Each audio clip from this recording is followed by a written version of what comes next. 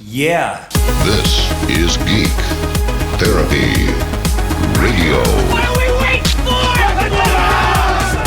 And now your mental curator, Johnny Hamburger. I'd like to talk to and about my dad. As you know, tomorrow is Father's Day.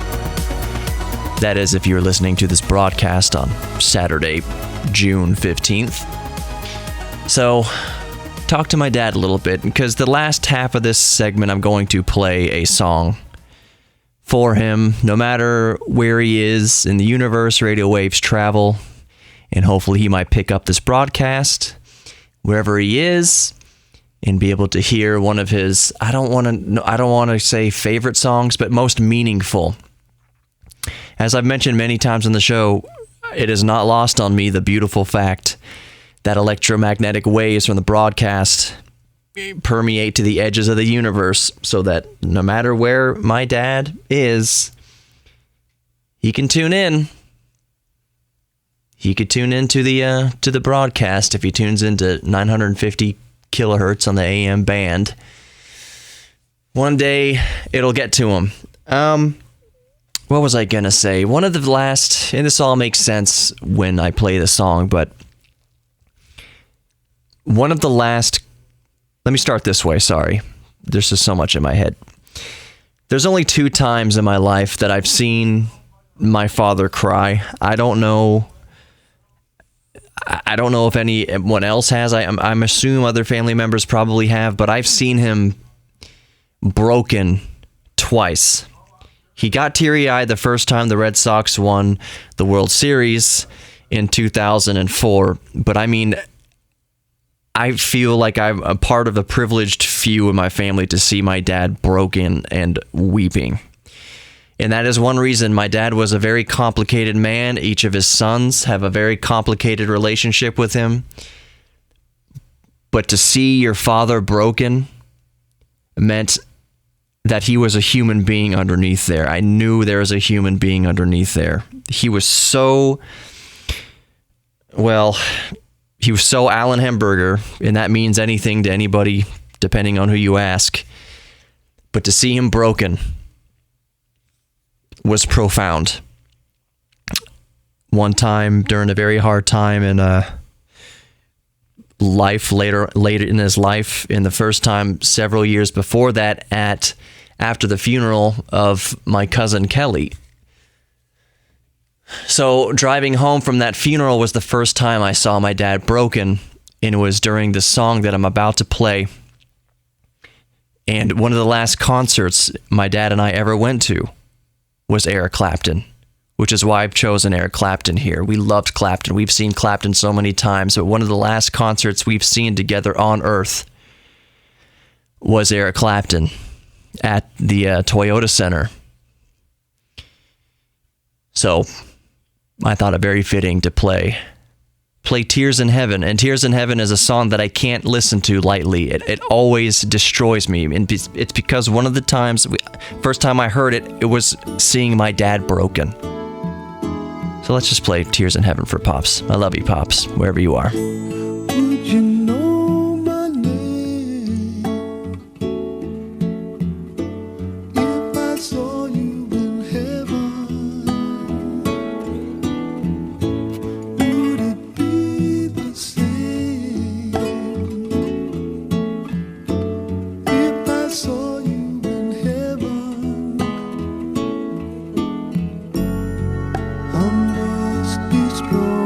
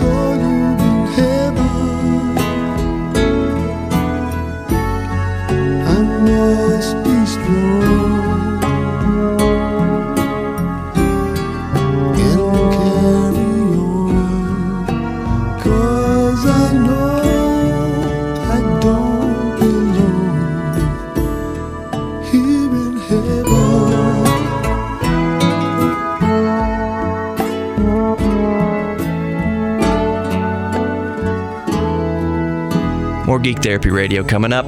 We'll talk about some cool stuff. Let's lift the mood a little bit. Welcome back to Geek Therapy Radio. You've got your mental curator, Johnny Hemberger, as always.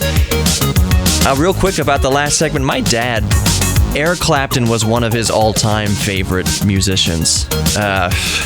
There's really too many musicians and bands to rattle off. I think his number one all-time favorite was Rolling Stones. It might be a tie, Rolling Stones and Elvis, but Eric Clapton was definitely top 5, top 4, I would say. Stevie Ray Vaughan is in there. Dire Straits. Oh man, who? B.B. King, Buddy Guy probably top 5, but Buddy Guy probably top 3. And I don't want to really get too much on a musical tangent with this particular segment because so much happened in the last weeks. There's so much to get to, and I'm just going to rattle off some quick things because in the next 2 segments, my friend Nathan joins me on the show, and we get a little bit silly. I postulate a very silly question about what is more psychologically damaging, somebody breaking into your home and stealing a TV, or somebody breaking into your home and just cleaning it immaculately. What is more psychological torture? Didn't steal anything, just cleaned everything. So, you've heard about Google Stadia. Google Stadia is the new video game streaming service, kind of like Netflix, but for video games. Game streaming has not been, it's nothing new. NVIDIA's been doing it for years now, but Google's now stepping into the game. And just a brief recap of what I've already mentioned on Geek Therapy Radio in past episodes. As far as NVIDIA's concerned, they broke the ground on this, and it's kind of been an experimental thing ever since like 2014. They're the pioneers in it, so it's a big deal when Google steps in.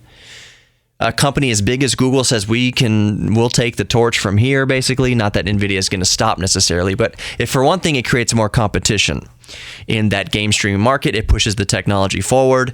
The biggest caveat, the biggest issue with game streaming yet to be seen is going to be latency. The time between you pressing jump on your controller and the character on the screen jumping, that lag in between pressing the button and the character actually doing something, that's latency. And when you're streaming game streaming, latency can be quite high. There's another thing that I don't think a lot of people have thought about with game streaming, and that's what I'm really getting at here with this quick story, is that according to Google Stadia, if you want a game in 4K at 60 frames per second, that adds up to a data usage of about 15.75 gigabytes per hour. So what does game streaming mean now for data caps? A lot of us have data caps on our internet plans, and if you're going to game at 4K, you're going to use up usually if you have a 1 terabyte monthly data cap, you'll use it all up in about 65 hours, which 65 hours of gaming sounds like a long time. But if you think about it, if you're a hardcore gamer, let's say you're somebody who works all day long, that's just fine. You contribute to society, and then you come home and you want to play for 4 hours at a time. That can start chewing a lot of time up. I think I would be personally fine with a 1 terabyte monthly cap as far as game streaming is concerned. 65 hours. There's no way I play video games for 65 hours in a month. I doubt it. I'm thinking about it. My wife might say otherwise, but I doubt I play video games just straight up for 65 hours a month. I probably play at most on average 30 minutes a day. Because there's most days I don't play video games at all. Really, you got to think about it. So I think I'd be good with 65 hours. Some of you might be thinking out there who are hardcore gamers, 65 hours is not a lot of time before you hit your data cap for that month. Okay, so take that story as you will. Atari actually showed up to E3. It was surprising, talking about their VCS, which for all intents and purposes, people have been basically saying this is vaporware. This will never come out. It was supposed to come out in spring of last year. Atari keeps pushing this back and back and back. And the only thing I wanted to touch on with this is basically Atari said that this is a $250 video game system that targets tinkerers, meaning that you can put on your own operating systems. You can put on Linux. Apparently, you can put on Windows if you want, all sorts of different distributions of operating systems. So it's a $250 system that that targets tinkerers. I can already think of other video game systems that target tinkerers. They're called PCs. They're called computers that you already have. So really, the confusion and the justified kind of negativity towards the VCS, Atari just doesn't help themselves. But all that being said, do I still want one? Yeah. I still love an Atari VCS. The Atari has to cover so much ground to differentiate the Atari VCS from something like the NES Classic or the Sega Genesis Classic or whatever, these things that just come with a bunch of preloaded built-in games. Atari's like, no, it's not that thing. It's a fully fledged gaming system. It's not just for retro games. Okay, Atari, does it have retro games on it? Well, yeah, it includes all the old Atari games. So Atari from the beginning has had a hard time defining exactly what it is the Atari VCS is supposed to be, and an even harder time putting the darn thing out. And that's all I wanted to say on Atari VCS. Cool of them to show up to E3. Oh, remember I talked about poop transplants? Well, there's a safety alert. The FDA has issued an official safety alert because a fecal transplant has resulted in somebody's death. The fecal transplant they received had something bad in it, had a bad virus in it or whatever, disease, and it wound up killing the recipient. So, not necessarily back to the drawing board, but there's going to be definitely more research going on into fecal transplants, which up until this point have had very, very, very promising success rates, up into the over 90 percentile success rate in revitalizing the biome of your gut. The biotics of your gut. NASA forecasts fair weather for astronauts in the next 10 years. So that means that the sun and other cosmic radiation is going to be more acceptable than usual for spacefaring folks. Right now, I can only say spacefaring humans because those are the only beings that we know are definitely in space. If you live in Roswell, you might think differently, but so far we have definite proof that humans have been into space. So human space travel is going to be relatively safe over the next decade, and that's good news. What else? DJI, who builds drones. I have a DJI Mavic and an old DJI Phantom that I still gotta sell. DJI also makes gimbals for your camera. You can put your phone camera in the gimbal to get nice stabilized shots. Well, they're getting into robotics now so that you can race these robots, you can battle these robots, and they're used as educational tools. That's really, really cool. It's called the RoboMaster S1. Right? S1. So that's really cool for tinkerers and getting into robotics. DJI is a very good company. So that's going to be really cool to see how that all pans out for you robot lovers. Oh, I wanted to talk about this. Sorry. The United Kingdom has installed noise cameras to issue fines and help silence exhausts from motorcycles. And let me just say, from douchebag motorcyclists. Now, I am a motorcyclist. I don't currently have a motorcycle, so maybe I'm not currently a motorcyclist, but I like to ride, and I understand the argument that you need loud pipes to be heard on the freeway. It's just more awareness for other drivers. I understand that argument, but do you need to sit there outside of a nice cafe on a nice day at a stop sign or a stoplight, revving your friggin' engine, blowing people's eardrums out that are just trying to enjoy the afternoon? No. That's called being an a-hole. So I am not morally against the UK installing noise cameras to start cracking down on needlessly loud motorcycle exhaust pipes.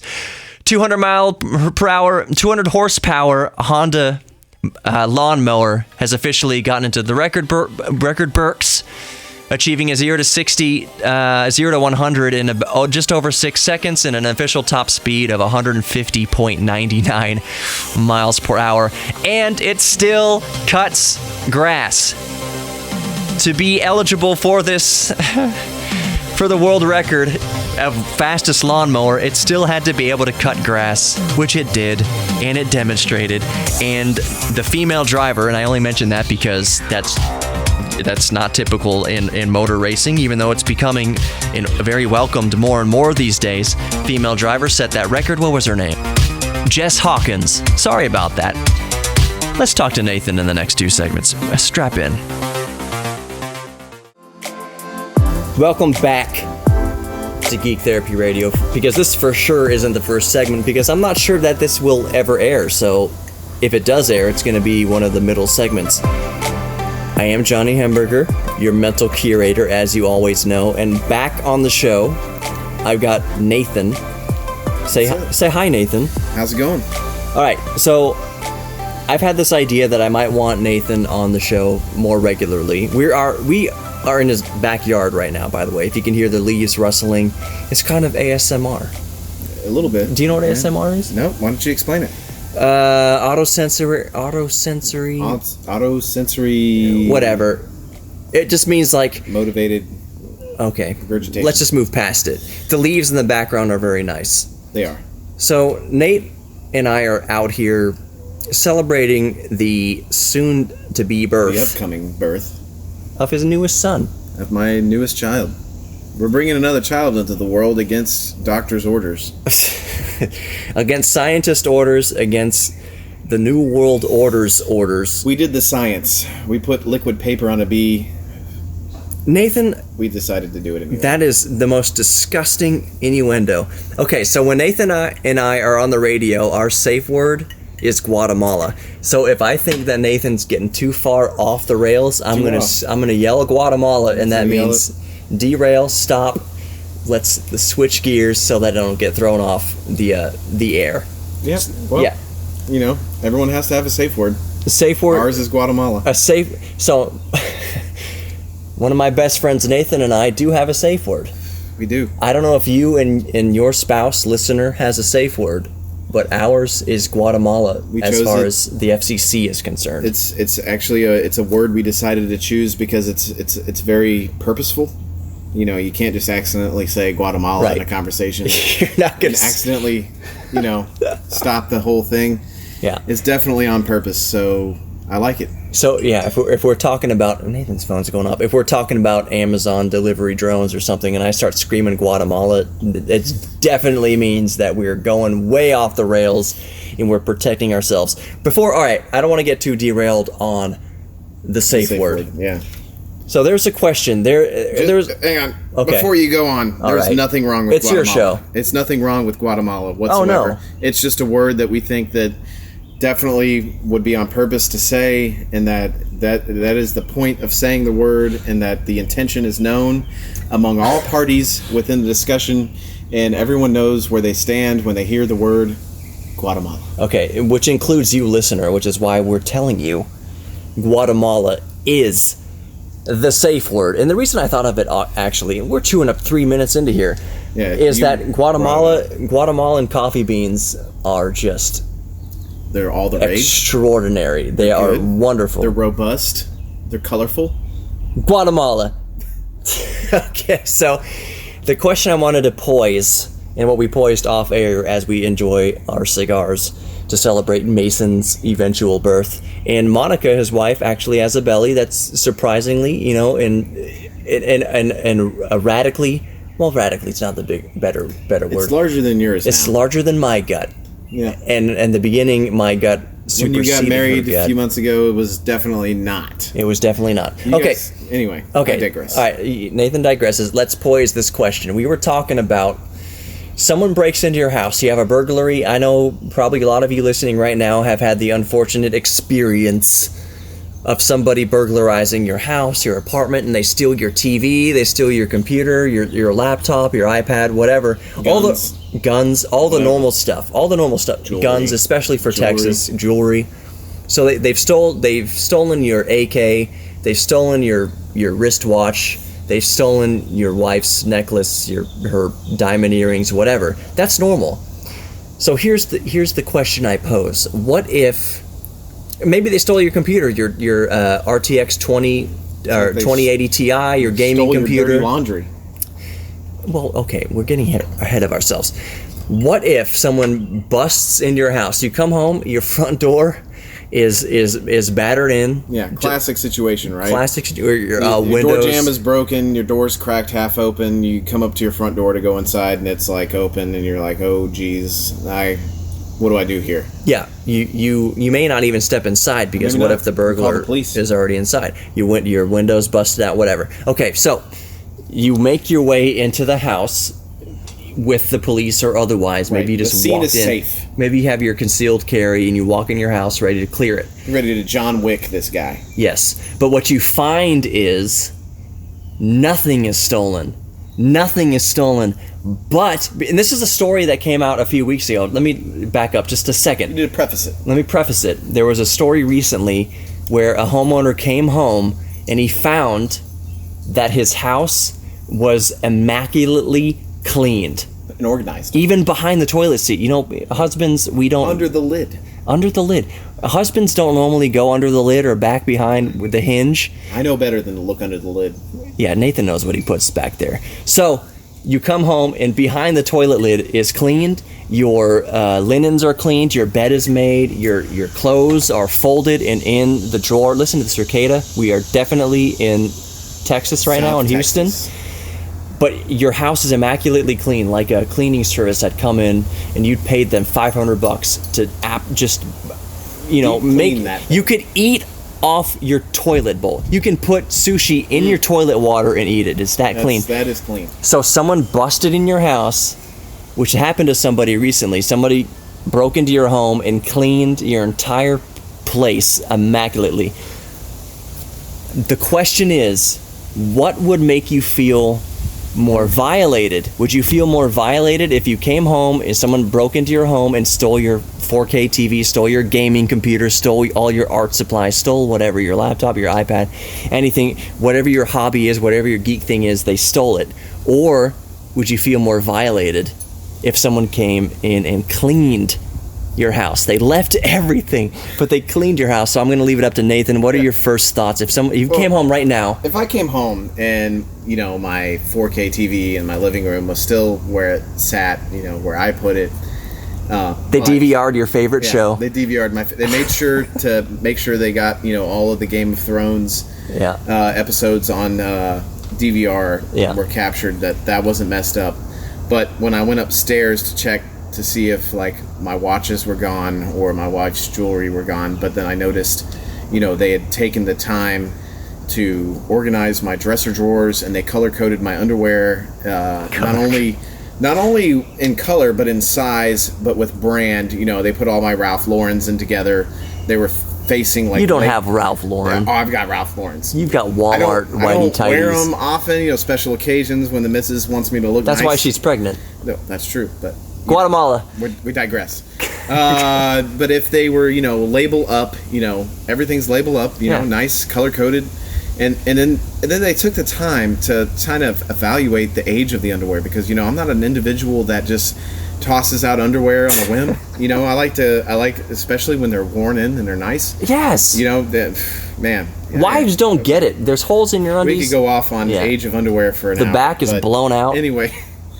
Anyway, they have to be well worn. I mean, I like my underwear well worn. A new pair of underwear really isn't serviceable for at least 9 months. You know, 60 washes at least. Let me bring this back on track. How would you feel if someone had gone in and done the clean, not the dirty? You know what I would do? They've done the clean. You know what I would do, Johnny? I would leave a thank you note on my dresser and leave the door open, so the next time they wouldn't have to break my damn door jamb to come in and do this stuff. Right. So they could tell me, hey, thanks, guy. I mean, I appreciate your thoughtfulness when it comes to arranging my underwear. I really wish, you know, and I'm going to get slapped for this, but I'd tell my wife, you know, take notes, you know, look at the way this guy did Guatemala. it. So what you're saying is, if someone busted in your house, destroyed your front door, they came in the front door, and your house was tidied up, you wouldn't feel weirded out. You would just be like, I don't know, man, I need to hire you. There's a difference between weirded out. Long line of work. There's a difference between, I'd be angry if they took my TV, but I don't know, I'd probably be weirded out if they organized all my underwear for me. All right. May I interject with the last minute and a half or so we got in this segment? My feeling is that I would be more weirded out and I would feel more violated if they came in and cleaned my abode.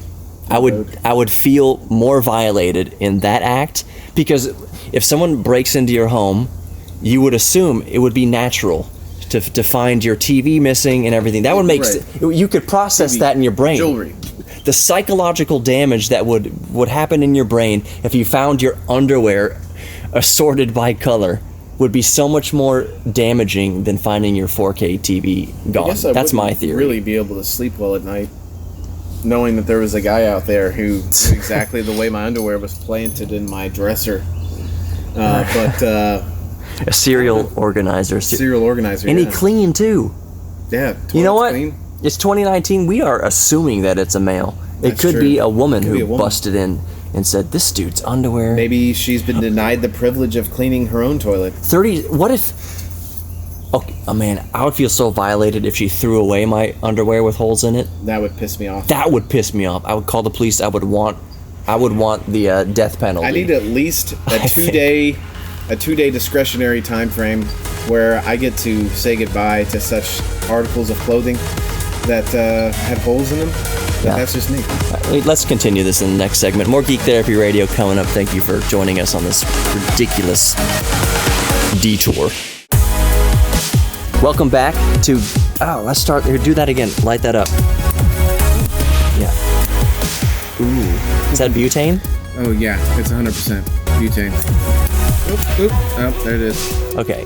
So, for any of you assuming what we were blazing up there, it's a cigar to celebrate my guest, Nathan's new baby boy, who's going to be born. When is he going to be born? September 3rd is the due date, but he's measuring in the 87th percentile for weight and size, so I'm having Gonna be a football player? Well, I don't think he's going to be a football player. I mean, I wouldn't assume that, but the fact that his mother is 5 foot tall, I would go with he's just going to be born early. So I'm going August 25th. That's what I'm saying. That's my birthday. August 25th. That would be so convenient. That would be convenient. What a party that would be. A couple of parties there. Birth of a child on the same day as your host. Yep. Speaking of the devil, man, Nathan, that's an awesome segue. I am your mental curator, Johnny Hamburger. Thank you for joining us back here on Geek Therapy Radio. Nathan is my guest. In the previous segment, we were talking about what would be more mentally disturbing, what would be more psychologically disturbing, finding your house broken into and your TV being stolen, or everything as it is just immaculately cleaned. Yeah.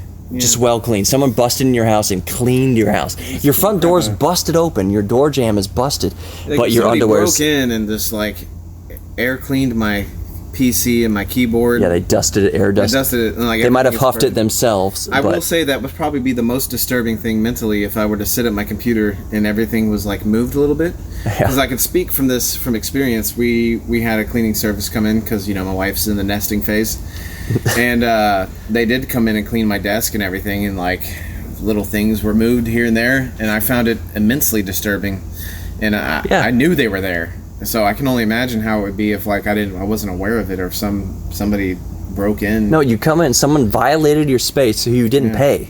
No. They did this all for free, and they did it all for free. Cleaned your house. Yep.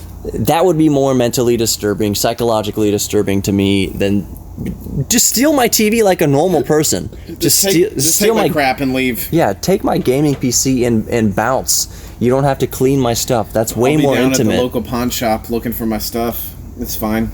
Don't clean my crap. You'll get it back. You got your $30 for, well, it gets pretty dark pretty quick from there. Yeah, all right. We can go on. So in the break, Nathan and I were discussing beer, and I don't want to get too close to What's on Tap Radio, which airs on Sundays right here on KPRC 950 AM during the daylight, which is one day where I hope Geek Therapy Radio gets to be. Not that I hope to usurp James's show, but just to be in that same... I want my show to be on when the sun is up. Category. What the same hell category. Are you? The same category. Okay, I'm just going to leave that there. But we were talking, as Nathan takes a sip of rum he bought in St. Croix for $7 and is trying to tell me is great, it's good rum. Great rum. He doesn't know what he's doing. We were talking about, and again, not to step on the toes of What's on Tap, of us doing live shows here on Geek Therapy Radio, and he said, "Can I bring some beers up there? Can we drink beers while we do the show?" And I said, "Hell yes, we absolutely can drink beers while we do a live show." What were you talking about? You were saying we can talk about things that we're not going to talk about the notes. Yeah, or something so, of flavor, whatever. I listen to a lot of radio, and I listen to a lot of podcasts, and I drink a lot of beer. That's important. The third one is it's important. The credibility. But I was talking about like most of these beer shows, talk about the end notes of the way the beer tastes, it's an oaky. Finishing notes, the way that it tastes. But I was more important, like let's hone in on like what's the alcohol content. Like, is this thing as a 9%er? Is this thing a 10%er? Is this thing going to be something that, like, I take a sip of and I just don't want any more of? I'm more interested in us, like, taking a great gambit scale of just, let's drink this beer that's 10.2% alcohol. Yeah. Right? Yeah. And it's from whatever brewery that around town. There's somebody with my phone again. Where they sell it in a 4-pack. Yeah, not they a sell it in a 6-pack. 4-pack because they're like, if you drink more than 4 of these, you're an alcoholic. You're just You're dead. stupid. You're dead. And so, I just wanted to try out. I wanted to know if we could talk about, this great alcohol content that's in these beers.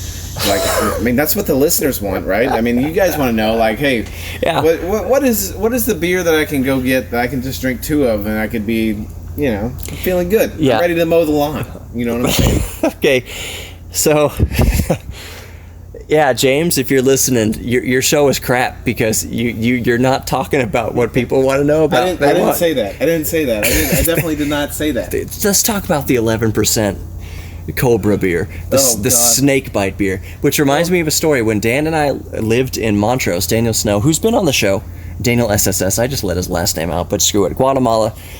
When we lived. I'm not going to edit it out. When we lived in Montrose in our apartment, there was what was the store at the end of the street? Doesn't matter. What Sunnyside Sunny's on Alabama. Like if it's not even still there. So we went down there one day, and everybody who lived in this apartment was broke. So Dan went down there with 4 U.S. American Freedom units of credit, and bought this beer that I think it was a 6-pack, but it was 9, 10, like 12%, 14%. It was a malt. Oh, it had to be a malt if it was that high. It was despicably alcoholic, and it tasted despicable in itself. It tasted like you were actually drinking rattlesnake venom. What's funny is it didn't end well for him. That's all I'm saying. It's not good, but a lot of these microbrews that you're having more, that are coming out. It's like an explosion. Stouts, right? Especially if you're in Texas. Which is great for the microbrew scene. The microbrew scene is exploding. You've got these high alcohol content beers that are coming out that taste way better than the garbage that we were drinking 8 years ago. In 10th grade. In 10th grade. Don't do that, by the way. Yeah, don't do drugs, kids. Guatemala. So, like they're coming out with really good beers that have much higher alcohol content. My favorite is IPAs. I love IPAs. I hate IPAs. Johnny. No one, seriously, people say, I love IPAs. You're lying. You're lying. Let's get honest right now. You drank an IPA that was 100% foam not even an hour ago. That had nothing to do with the fact that it was an IPA. It had everything to do with the fact that it was like 5 years old and stuck in my dad's garage for 7 years. Because no one likes IPA. It's a lie. I just don't go to my parents' house that often. Okay. And so that's why it was foamy. Did you put the IPA in there? I drank it.